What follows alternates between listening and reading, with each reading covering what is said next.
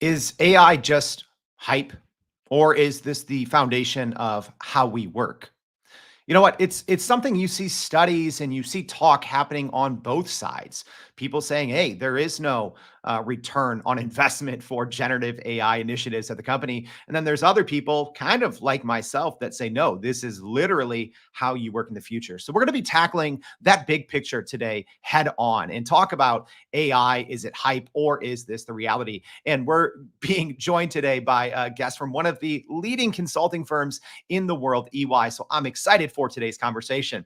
All right, what's going on, y'all? My name's Jordan Wilson, and I'm the host of Everyday AI. And if you're new here, well, this show is for you. This is a daily live stream podcast and free daily newsletter helping everyday people learn and leverage generative AI to grow their companies and to grow their careers. There's always so much going on in the world of AI. So this is your spot every single weekday where you can keep up with it and not get overwhelmed and get ahead. So if you are new, thanks for tuning in. Make sure to go to youreverydayai.com, sign up for that free daily newsletter where we will be recapping today's show and going over a lot more. And make sure while you're there to check out our Thanks a Million giveaway.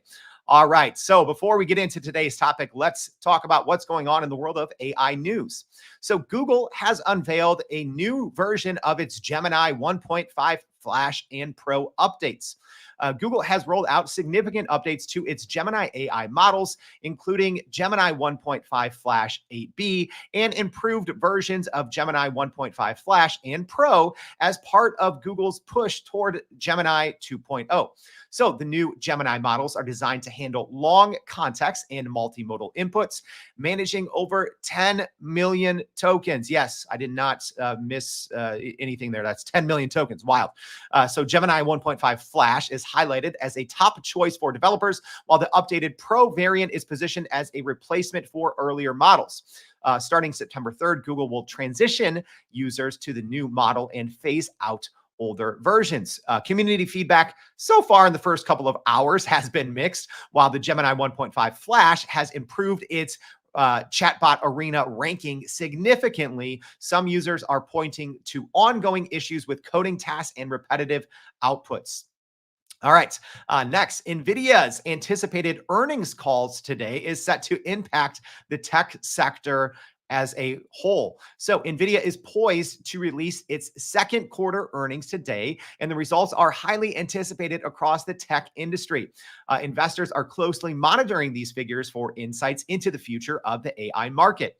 So NVIDIA is expected to report adjusted earnings per share of 65 cents on revenue of $28.7 billion, marking a remarkable 139% increase in EPS and 113% rise in revenue compared to the same quarter last year. Wow. So the company's, despite a reported delay in the company's rollout of their next generation Blackwell GPU chips, which is what powers essentially generative AI, analysts believes that these reported delays will not significantly affect the company's performance in the near term as existing production of Hopper chips continues to improve. And NVIDIA is obviously a leader in AI chip production, and its performance sets the tone for investor confidence in the AI sector.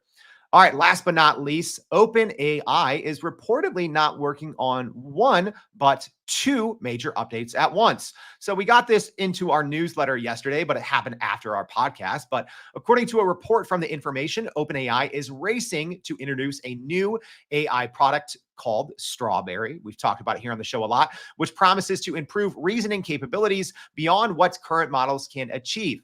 So the new AI product is expected to tackle complex problems more effectively than existing models, potentially transforming how chatbots interact with users. But here's where we got some new news from The Information. So OpenAI is also working on another model called Orion, which will utilize synthetic data generated by Strawberry to enhance its performance and versatility, creating a new kind of relationship between the two products. Also, right now, reportedly, the Strawberry features are being tested right now for the federal government. And both models are part of a broader strategy to improve reasoning and problem-solving skills in generative AI systems, addressing the growing demand for more sophisticated interactions in various applications. All right. A lot more on those news stories and more. So make sure to go to youreverydayai.com. All right. But let's get into today's topic. So I'm excited about this one. We're going to be tackling, is AI just hype, or is this the reality of how we work? All right. So I'm not on this alone. Please help me welcome our guest for today. Bring her on the show. There we go. There we go. We have Traci Gusher, who is the America's AI data and automation leader at EY. Traci, thank you so much for joining the Everyday AI Show. Yeah, thanks for having me, Jordan. All right, I'm excited for this one. So, Traci, can you just tell us a little bit about what your role is there at EY, and maybe for those that aren't familiar, even what EY is and what they do? Yeah, happy to. So, EY is one of the big four global audit, tax, and consulting firms. So we have over 300,000 employees worldwide, operating in well over 100 countries. And I have the great pleasure of leading our AI and data practice for the Americas region. So think Canada to the tip of South America, and live in Philadelphia. So kind of in a little bit north of where half of our business is. But practice that I have the great pleasure of leading is AI engineers, data scientists, automation engineers, data engineers that help our clients utilize data to garner insights, to automate processes, and ultimately find ways to generate value for them. And hey, as a reminder to our live stream audience, it's not every day you get a leader like Traci on the show. So please get your questions in now if you do have them. So Traci, I want to dive in a little bit more on what your role actually entails, because I think the data side is something that so many people overlook. But if we can real quick, I kind of want to skip to the end and talk about is AI, is it hype, or is this the reality of how companies will be working in the future? Yeah, well, certainly there's some hype out there, but AI as a topic area is not hype. The reality is AI's been around since the 40s, at least in concept. And we've gone through something like 3 AI winters where investments slowed and interest and perceived value to come from AI waned. And we've had 4 cycles of waves of peaks of interest. And during each one of those, we've seen value. And what's different about this cycle is that for decades, those of us who have been working in AI have been talking about the democratization of AI. We've been talking about how do we get AI into the hands of everybody versus just data scientists and engineers, behind the scenes. And that's what's different about this wave, is that AI is becoming part of all of our lives, both our personal lives and our professional lives.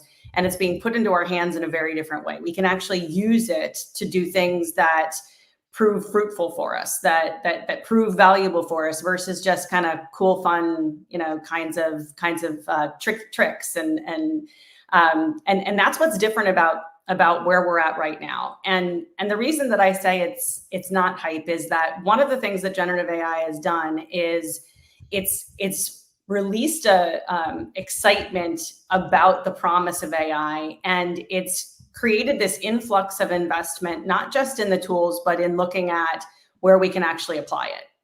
And what's that done is it's not only opened the door for generative AI to provide value into organizations, but it's reminded everybody of what classic AI can do in organizations. And the two together, classic or narrow AI as well as generative AI, the value is there, and organizations are finally starting to realize it. Speaking of that, Traci, organizations starting to realize this, right? And you've talked about how, yeah, AI is not new. It's been around for many decades. How has the demand changed, right? Because I assume you've obviously been working with, thousands of clients over the decades, in deep learning, machine learning, and companies that have invested in traditional AI. But how has it changed now with the, this generative AI wave in large language models? Like, what are you now hearing from your, I'm guessing tens of thousands or hundreds of thousands of customers worldwide when it comes to AI and just what they want in general? Yeah. Well, I think that what they want is value. And for the most of the organizations that we serve, ultimately what they are trying to drive is shareholder value, right? So how are you driving top line growth? How are you improving the bottom line? And so what they're seeking to find is, with this new technology, generative AI, where can I apply it in the business so that I am gaining that top in line, that value generation, generating value for our organization and for our shareholders. And that's coming in a lot of different parts and pieces, depending on size of organization, where they are at in their maturity scale from an AI perspective, where they're at in their maturity scale from a data perspective. And that they all kind of want the same things, but what those things are is very different organization to organization. So now I do want to rewind here a little bit and talk about this divide almost between, like, hey, is AI just hype, or is it kind of the future of work? And we're going to be sharing about this in the newsletter, but EY just came out with a new the AI Pulse survey, and it said that 95% of companies surveyed are investing in AI. But you see all these other surveys also, Traci, that say maybe only 5 to 10% of companies are actually implementing it top to bottom, right? Company wide. Why do you think there's this huge gap between everyone saying, oh, AI is the most important thing, versus those that are actually implementing it top to bottom? Yeah, yeah. It varies from company to company, but there's a few differences. So the first is that many organizations, like you're saying, are experimenting with AI in different parts of the business, right? So let's see how we use it in product development. Let's see how we use it in finance, right? But they're not saying, like, let's transform the company using AI. That's one bucket of companies. There's another bucket of companies that is saying, this is the Satya Nadella moment, right? Satya Nadella pulled in his product engineers 3 years ago and said, burn the ships. We are rewriting all of our products with generative AI as a piece of that roadmap. And there's a lot of organizations that are taking that approach and saying, really, like, we need to rethink what we do, how we do it, what we are taking to market, how we are taking it to market. And there's a big difference between those organizations and why they're doing it. First is where they're at in the overall maturity curve from a technology perspective. If you are not already well into your cloud journey, if you are not already well into a significant initiatives and programs to improve data, if you are not already a company that is used to agile innovation, then it is really difficult for you to now go back and say, we're going to burn the ships, right? So just those maturity scales are a big difference. And I saw a question pop up here in the comments here that I think is germane to this the next point, which is a lot of organizations are not going top to bottom because they're concerned about privacy, about security, and about other types of risk areas, right? So especially when we start looking at regulated businesses like life sciences, certain parts of healthcare, and beyond. There's a lot of concern about not just the technical aspects of using AI in their business, but also the reputational concerns, right? So what happens if I improperly use data, if the data I introduce in a model is biased, and then a poor medical decision is made because of that biased data, right? What happens if I am creating different types of credit modeling and biased data or biased models are created? And by the way, just on the bias topic, we can't eliminate bias, so we should stop using those words. We can mitigate it, we can recognize it, we can't eliminate it. But those types of reputational concerns, as well as risk and privacy concerns, are definitely preventing a lot of organizations from really going big. So Traci, and 100% agree, right? It seems like even in the kind of quote unquote earlier days of generative AI, data has always been almost as mysterious as the black box of generative AI, itself. What should companies be doing, right? And I love that what you said there. You can't eliminate bias in data, but you can mitigate it. But what should companies be doing to tackle this, this big data, mystery of data? Because I like they have it coming from all places. It used to be in this warehouse, it's in this data lake now. Like, what should companies be doing to make sure that their data jives with the future of generative AI in their work? Yeah. So the first is that so many organizations treat data like a uh, the part of their business that they just don't want to deal with. That it's kind of like that necessary evil in the organization. Like, we know we need it and we know there's value there, but we really don't want to spend any money on it, and we don't really see the value out of the money we're spending. It's kind of this nebulous thing that it's intangible. You can't, like a product on the shelf, when you repackage it, you can see, look how pretty it is now, right? Data's not like that, right? So the intangibility of it makes it difficult to really want to go, big on spending huge dollars.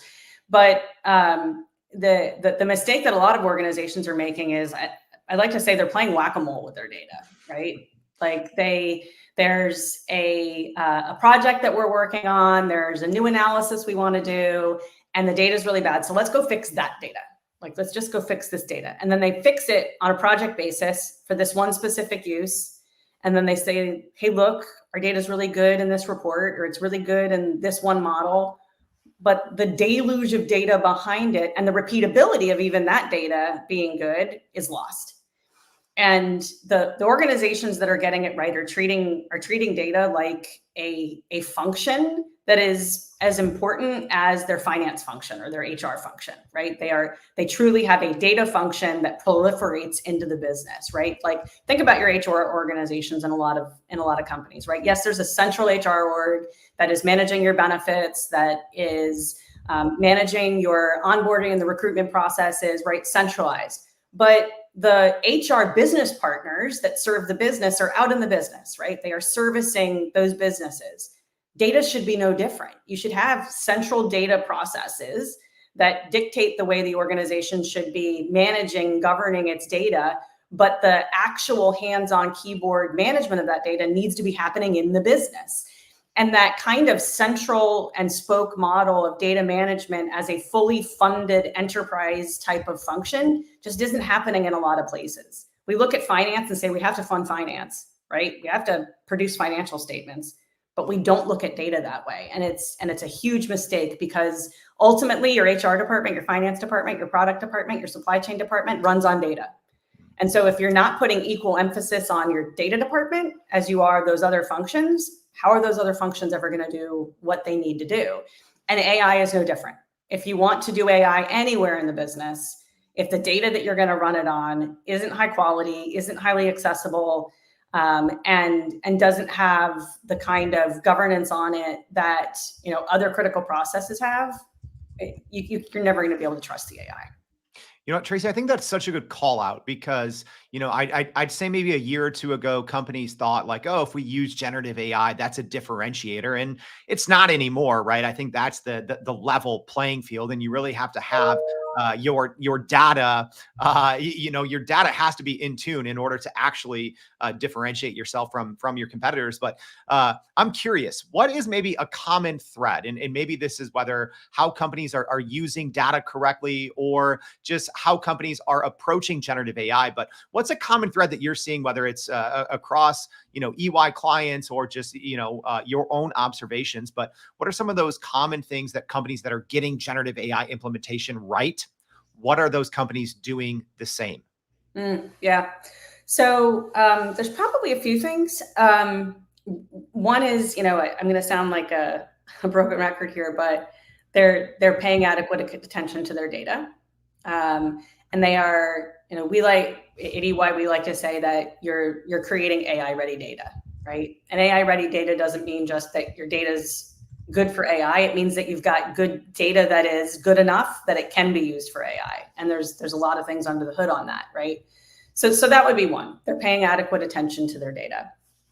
The second would be that they are thinking about AI as a truly innovative, market moving type of enablement versus hammer looking for a nail, right? And when I say hammer looking for a nail, a lot of organizations that I've been working with are saying like, hey, you know, how can I use this in this function? How can I put some tools in the hands of the people in this function so they're using generative AI in their everyday jobs? And there's value in that, right? There's value in individual productivity, but that's not going to create shareholder value, right? And the organizations that are getting it right are rethinking entire processes. The organizations that are getting it right are saying, how do I create a new business, a new product line, a brand new revenue stream using generative AI as an enabler? So that would be number two. And then the third is they're not looking at generative AI as a single-threaded tool to solve problems. The connectivity of using generative AI with applied AI, with automation, with analytics, supported by good data, like that's the magic sauce. I like to say that, like, if you break down an entire process and say, I'm going to rethink this entire process, and you are rethinking it with the lens of how do I use all of those things, automation, generative AI, applied AI, analytics with good data, you're going to get huge value out of that kind of initiative versus let's look at the procurement process and see where our procurement people can use AI in their everyday jobs. You're not going to get market making kinds of value out of that. Market making value. I think that's, hey, everyone out there, write that one down. That's good. That's gonna be in the newsletter. So Traci, one other thing, and I can't imagine, because I literally spend hours every single day keeping up with generative AI. That's what we do here at Everyday AI. And I even struggle trying to keep up with the pace of innovation. How big of a factor is that for this whole like AI, is it hype or is it reality kind of scenario that we're playing out here? Just the pace of development and how fast the space is moving.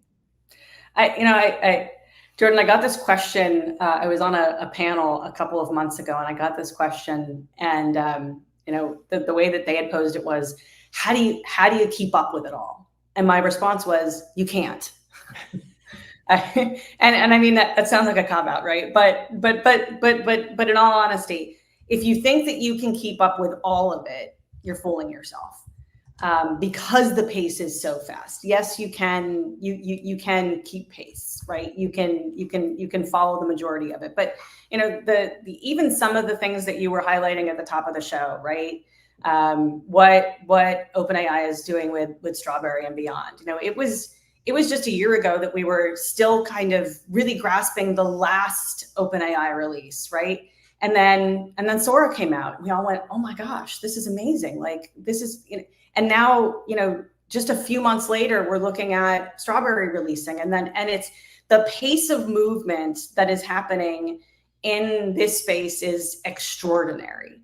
And all we can kind of do is run behind it and try to figure out how best to know where there is development happening that is going to really help us versus just some cool new things. And that's what I focus on. What I focus on is, where are the developments happening that have real impact to those kinds of value areas versus cool new tool to use in my personal life, right? That's the question and the lens that I put it on it every day. And so many cool new tools and questions. But speaking of questions, maybe we have time for one or two here before we have to wrap. So Tara asking here, in your experience, what are your initial steps for identifying problem areas in a company's data, and how do you determine the key metrics to measure? Oh boy. We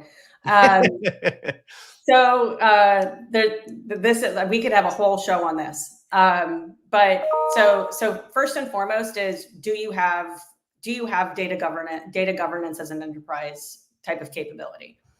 And the reason I say that is because if you don't, that means you don't have proper data policies, you don't have governance processes that are followed, et cetera. So that is one, just a key to understanding. If your data, if you don't have those kinds of processes and policies in place, your data is bad.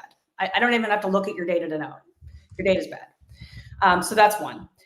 Second is that there's a lot of technology and processes out there to do things like analyze data quality, to do data profiling, to look at the lineage of data. All of those are measurements, right? So can I track the lineage of my data? Profiling and quality tools will look at what the quality of your data is in terms of comparing it against the standards of how that data should sit in those systems. How many hops your data is taking between source system and where it's being consumed by an application or by a model. That lineage of the data is another measure. And I could keep going on and on and on, and I'll bore your viewers to sleep. But there certainly is tons of different ways to both analyze it and measure it. All right, I think we have time for one more here. So Fred's asking, how much work have you done with corporate boards regarding their responsibility for AI risk mitigation? And I'll add on top of that, how responsible should boards be when it comes to AI implementation? Yeah. So what's interesting about the board view is we've actually been working with a lot of boards, and the way that we have first engaged with a lot of boards on this topic is educate me. We actually have something we call our AI Masterclass, and it's a class designed specifically for executives and boards. And it's one part kind of classroom facilitation and one part hands-on keyboard. And you haven't really experienced the aha wow moments of a board member until they've created their own GPT model, right? And the awestruckness, the moments of I had no idea it was really this powerful is pretty extraordinary.